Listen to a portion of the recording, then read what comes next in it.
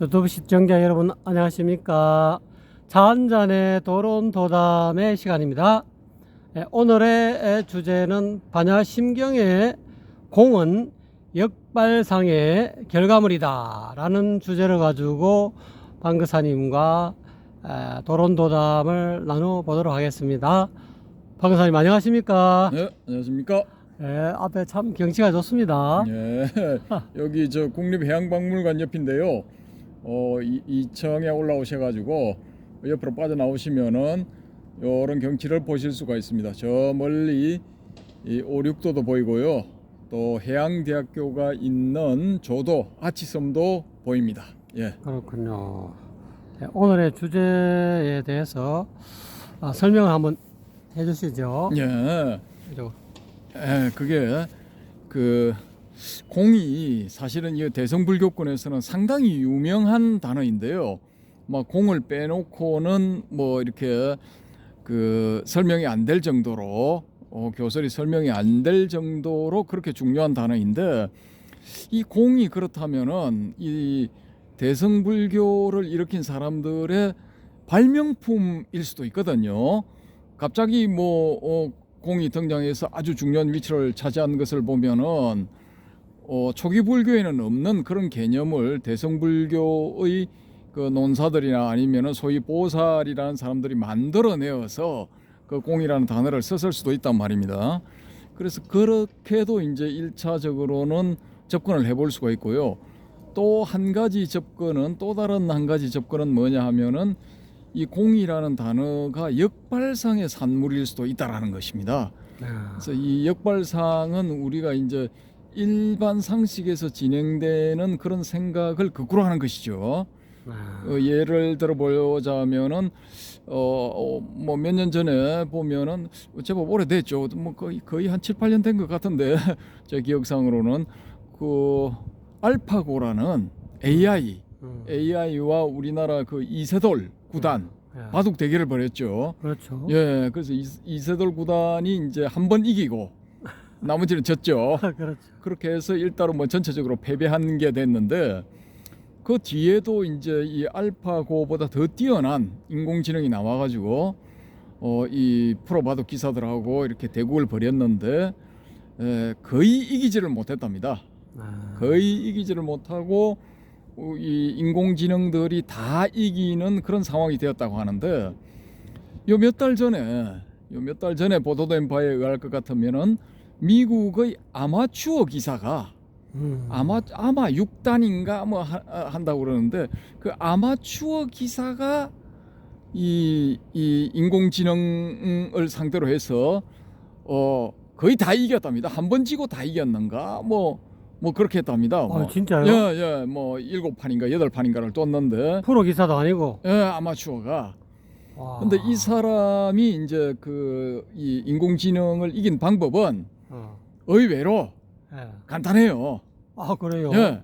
그리고 보통 보면은 우리가 이제 포석을 할 때, 처음에 바둑돌을 놓을 때 포석을 하지 않습니까? 그렇죠. 그렇게 이제 뭐 3-3에 놓는다든지 뭐 4점에 놓는다든지. 예, 그렇죠. 뭐 9개 점 찍혀 있는 뭐 그런 부분에 놓는다든지 뭐 이렇게 해서 눈목자 전개, 날일자 전개 뭐 이런 식으로 나가는데, 이 사람은 이제 인터넷 인공지능을 상대로 바둑을 둘 때 전혀 인공지능이 예상치 못했던 그런 자리, 그런 자리가 있으니까. 예를 들어 뭐 2-2에 둔다든지 2-2에 둔다든지 2-1에 둔다든지 3-1에 둔다든지 이런 식으로 그런 보석도 있습니까? 그게 이제 원래는 없죠. 원래는 이제 사람과 사람이 두면은 그런 포석하면 망하죠. 예, 100판 두면 그 100판 다 지죠. 그럼 AI를 혼돈시키기 위해서. 그렇죠. 얘가 이제 인공지능이 헷갈렸답니다. 헷갈려가지고 뭐 혼란스러워하는 게 역력하고, 그 이제 지가 뚫을 때가 돼가지고 이 인공지능이 어디다 둬야 될지 몰라가지고 장고에 들어가고 그 장고 끝에 또 악수가 나고 뭐 그런 게 반복이 돼버렸답니다. 최근에요? 한 몇 달 전입니다. 뭐 2달 전인가 석 달 전인가. 저는 금시초문입니다. 예, 그래서 이제 그게 이제 아주 획기적인 케이스, 역발상의 획기적인 케이스죠. 그리고 그 당사자도 워낙에 이제 정석 기본으로 이렇게 두어 나간 그런 기본은 인터넷 그 인공지능 안에 이미 다 들어가 있다라는 거죠. 들어가 있기 때문에 그렇게 두면은 얘가 그 인간을 능가하는 그런 대응을 할 것이다, 할 수 있을 것이다 이렇게 보고 아주 변칙적으로 두게 되면은 그렇게 이제 정석적인 기보가 들어가 있는 거기에 포함되지 않는 전혀 엉뚱한 자리에 그렇게 두게 되면은 당황할 것이 틀림없다 이렇게 예측을 하고 그렇게 한번 시도를 해봤답니다. 근데 역시 그 이 역발상에 맞게끔 거의 뭐 자기가 한 80 내지 90%의 승률로 이겨버렸답니다. 지피지기면 백전백승이다. 뭐 그런 거하고 비슷합니다. 예, 뭐 비슷한데 어쨌든 간에 기본 그 착상은 역발상. 야, 상대방의 약점을 공격했네요. 예, 예. 전혀 이제 예상하지 못한. 예상하지 못한 거 허를 찌르는 허를 찌르는. 예, 그런 이제 포석을 해버린 거죠. 야. 예, 그런 이제 착점을 해버린 겁니다. 그러니까 상대가 당황해가지고 어찌할 바를 몰라버린 거죠. AI가 입력하지 않는 포석을 두니까 예, 그렇게 예, 당황이 됐다 예. 이 말이죠. 지한테 입력된 케이스에는 그런 게 없었거든요. 그러니까 막 당황해가지고 버벅된 거죠, 말하자면. 그러면 초기에 벌써부터 초전 박사를 했네요. 아, 그렇죠. 기선을 이쪽에서 확실히 지압을 하고 그렇게 들어가니까 이제 그런 높은 승률을 인공지능을 상대로 올릴 수가 있었던 겁니다. 예. 그리고 또 한 가지 이 케이스도 뭐 한 달 전쯤에 보도가 됐나 뭐 한 달에서 두 달 전쯤으로 제가 기억을 하는데 이 미국의 어느 지역에서 건물을 10몇 층짜리 건물을 짓는데 예, 전혀 그 역발상적인 기법으로 지은 게 보도가 되었더라고요. 보니까 그게 이제 드리프트 빌드라는 방식인데 드리프트는 이제 끌어올린다 이런 뜻이거든요. 근데 끌어올리면서 짓는 그런 기법으로 이제 건물을 지었다라는 것인데요. 어떻게 짓느냐 하면은 그 우리가 보통 건물을 지을 때는 1층 짓고 2층 짓고 3층 짓고 해서 쭉 올라가잖아요. 그렇죠. 근데 10층짜리 건물을 짓는다 하면은 10층을 먼저 짓는 거예요. 10층을. 네. 10층을 먼저 짓고 네. 요걸 이제 자키를 이용해 가지고 네. 살짝 들어 올리는 거예요. 들어 올려. 예. 사방에 이제 이 10층을 통째로 들어 올릴 수 있는 자키를 설치를 해 가지고 자키 유압 잭을 이제 작동을 시켜 가지고 통째로 이제 들어 올려 버리는 거예요. 예. 들어 올려 가지고 리프트 빌딩 기법인가 뭐 하여튼 뭐 그런 거랍니다. 들어 올려서 짓는 기법. 그 쭉 들어 올려 아파트 15층 짓는다 뭐 15층부터 쫙 먼저 지어 올리는 거예요. 그래서 고정시켜 놓고 그 밑에 10층을 또 짓는 거야. 예. 그래서 그걸 또 10층을 쫙 밀어 올리는 거예요. 그래서 착 밀어 올려 가지고 1층을 맨 마지막에 짓는 겁니다. 그게 가능합니까? 예, 그렇게 해서 그 건물을 올렸답니다. 올렸는데 그게 이제 그 다른 데서 블록 형식으로 찍어 와 가지고 조립을 딱 해서 올리면은 더 쉽겠죠. 근데 왜 그렇게 지었냐 하면은 그 건물을 지을 부지 옆에 모노레일 형식의 운송 수단이 지나가고 있었답니다. 예, 거기에 이제 그 시민들이 그 지역 도시의 시민들이 모노레일 그 기차를 많이 이용을 했답니다. 예, 많이 이용을 하는데 그 부지에 건물을 지으려면 타워 크레인을 설치해야 될 것 아닙니까? 10층 이상 높이면은. 그렇죠. 근데 도저히 타워 크레인을 설치할 상황이 아니었답니다. 그게. 타워 크레인을 만약에 설치를 하게 되면은 위험해지는 거죠. 그 모노레일이. 만약에 타워 크레인이 쓰러지면은 모노레일을 타고 오고 뭐 이렇게 다니던 사람들이 다칠 수 있는 거죠. 아주 대형 참사가 일어날 수 있는 그런 상황이 돼버린 거죠. 그러니까 이 건설 회사에서 아이디어를 짜내고 한 게 이제 그런 식이 된 겁니다. 타워 크레인 설치를 안 하고 맨 위층부터 만들어 가지고 들어 올리는 거예요. 위층 쫙 들어 올려놓고 10층, 9층, 8층, 7층, 6층, 5층, 4층, 3층, 2층 이렇게 해가지고 딱 그걸 만드는 건데 여기서 이제 지금 나온 사진은 뭐냐면은 맨 마지막에 이 한 1층, 2층인가 2개 층인가를 남겨놓고 찍은 사진을 실었더라고요 보니까. 그러니까 건물이 짓는 상태에서 중간쯤 보면 건물이 공중에 떠 있는 거예요 그냥. 예, 떠 있는 그런 케이스인데 어쨌든 간에 이것도 보통 우리가 생각할 때는 상식적으로는 아래층부터 지어서 위로 올라가는데 이거 위층부터 지어서 밑으로 내려오는 거니까 역발상이죠, 일종의. 그러네. 예, 예. 이렇게 지었는데도 건물이 멋지게 잘 지어졌답니다. 야. 예. 이게 그렇게 하질 않으면 이 건물을 지을 수 없는 땅인데 예, 역발상을 통해서 이제 해결해 버린 거죠.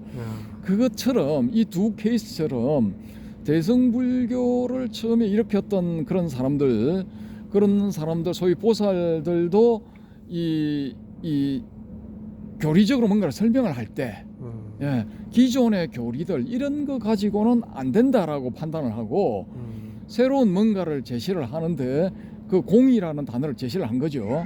공이라는 단어를 제시를 했는데 이것도 보면은 일종의 이제 역발상이라고 볼 수가 있다라는 거죠. 일반적인 그 초기 불교나 부파 불교의 교리들을 보면은 여러 가지 그 이론을 전개를 하지 않습니까? 그렇죠. 그리고 전개를 하는 과정에서 삼법인, 사성제, 팔정도, 뭐 오온, 12처, 18개, 뭐 육내입처, 육외입처, 기타 등등 여러 가지 그 핵심적인 개념들이 많이 나오지 않습니까? 근데 그 개념들을 이 개념들을 그냥 놓지 말고 그냥 이것들을 한꺼번에 썰어버리자. 이런 복잡한 개념들 이런 것들은 필요 없다. 이런 것들을 통해서 하는 수도 있겠지만은 우리는 이런 것들을 통하지를 않고 이런 복잡 다단한 구조를 통하지를 않고 이 시간 있고 돈 있고 능력 있고 뭐 머리 좋은 이런 사람들 소위 말하는 엘리트들이 배울 수 있는 그런 교리들, 그런 방법들, 그런 과정들 그건 우리는 거부를 해버리자라는 거죠. 그 외에 뭐 돈 없고 시간 없고 머리 나쁘고 뭐 일하기 바쁜 그런 사람들, 서민들 내지 빈민들 내지 뭐 그때 당시에는 노예도 많았겠죠. 2000년 전에는 그런 사람들이라도 열반을 할 수 있고 해탈할 수 있고 하는 방법이 무엇일까? 그걸 찾은 끝에 이제 기존에 있던 방법과는 전혀 다른 방법, 기존에서 제시된 그런 방법들을 다 쓸어버리는 거죠. 예, 그 기존에 제시된 방법이 일정부터 쫙 차례대로 집을 지어 올라가는 그런 방식이었다 하면은 이 공이라는 것은 거꾸로 지어 내려오는 그런 방식이었다고도 볼 수가 있는 거죠. 예, 그리고 이제 나중에 이게 쭉 전개되면은 추가 설명이라든지 다른 이 꼭지들에서 주어지는 뭐 어떤 그런 그 자료들을 이렇게 보시다 보면은 공이라는 이게 평면적인 개념이 아니고 상당히 입체적인 개념이다라는 거를 이제 아실 수가 있게 되거든요. 근데 그렇게 됐을 경우에 이걸 어디에 비유할 수 있느냐 하면은 우리가 수학에서 기초적인 것은 이제 그 기하학을 보면은 유클리드 기하학이 기초거든요. 근데 이 유클리드 기하학은 이제 평면 기하학이죠. 말하자면은 평면 기하학인데 이게 지금은 이제 쭉쭉쭉 발달해 와가지고 이제 입체 기하학도 많이 나온단 말입니다.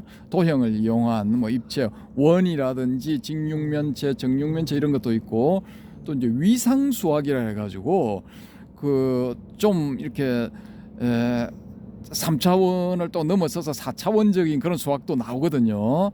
예, 그래서 그런 측면을 보면은 이 공이라는 것은 좀 이런 그 한 차원이 더 높은 그 입체적인 혹은 그 입체적인 것에 이제 시간까지 가미된 4차원의 어떤 그런 개념이지 않을까, 예, 그런 방식이지 않을까라고 이제 저는 생각하는 거죠. 그래서 이제 이 공이라는 수로 자체가 참 재미있는 그 개념을 담고 있고 그 재미있는 말입니다.